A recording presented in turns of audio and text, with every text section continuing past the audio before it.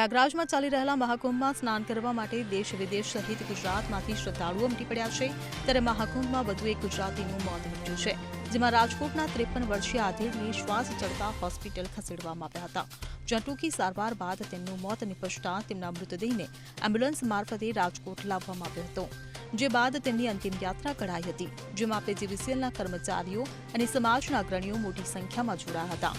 મળતી માહિતી અનુસાર રાજકોટના પ્રતિક ટુર્નામેન્ટ રહેતા કિરીટસિંહ રાઠોડ પોતાની પત્ની અને મિત્ર દંપતી સાથે ગત 24 જાન્યુઆરીએ અમદાવાદથી ફ્લાઇટ મારફતે મહાકુંભમાં સ્નાન કરવા ગયા હતા।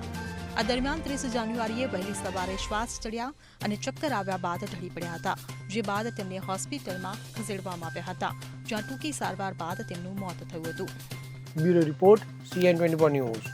હવે જુઓ દેશ દુનિયાની તમામ ખબરો તમારી આંગળીના ટેરવે। ઉઠાવો મોબાઈલ અને Google Play Store પરથી ડાઉનલોડ કરો અમારી CN24 ન્યૂઝ મોબાઈલ એપ।